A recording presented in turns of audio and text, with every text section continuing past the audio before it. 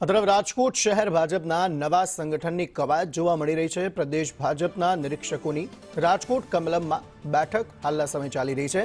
ભરતસિંહ પરમાર, બીજલ પટેલ નિરીક્ષકની ભૂમિકામાં છે। શહેર ભાજપ પ્રમુખ, સાંસદ અને ધારાસભ્યો સાથે આ બેઠક થઈ રહી છે। પ્રમુખની નિમણૂક બાદ સંગઠનની રચના માટેની તૈયારી હાથ ધરાશે। આ સમગ્ર મામલે વધુ માહિતી આપી રહ્યા છે સંવાદદાતા મયુર સોની। મયુર, જણાવશો શું વધુ વિગતો? કયા પ્રકારની કવાયત હાલના સમયે ત્યાં જોવાઈ રહી છે?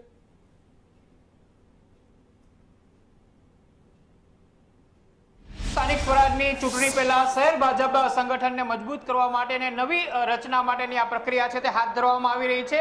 લેટર બોમ્બ ફૂટ્યા બાદ રાજકોટ ભાજપની અંદર બધું ઠીક કરવા માટે બે નિરીક્ષકો છે તે ટીમ બનાવીને આવ્યા છે।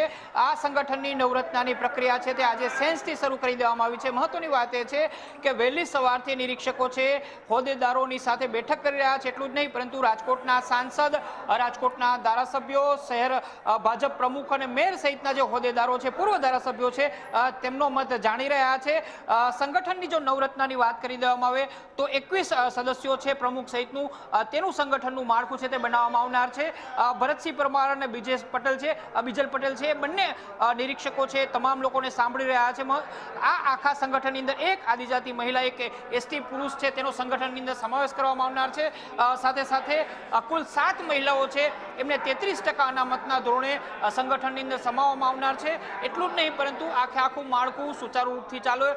રાજકોટ શહેર ભાજપની અંદર જે 2 થી 3 જૂથ ચાલી રહ્યા છે એમને પણ તમામ પ્રકારે સંગઠનની અંદર સમાવવામાં આવે એ પ્રકારની પ્રક્રિયા છે તે અત્યારે ચાલી રહી છે। આભાર સમગ્ર માહિતી આપવા માટે।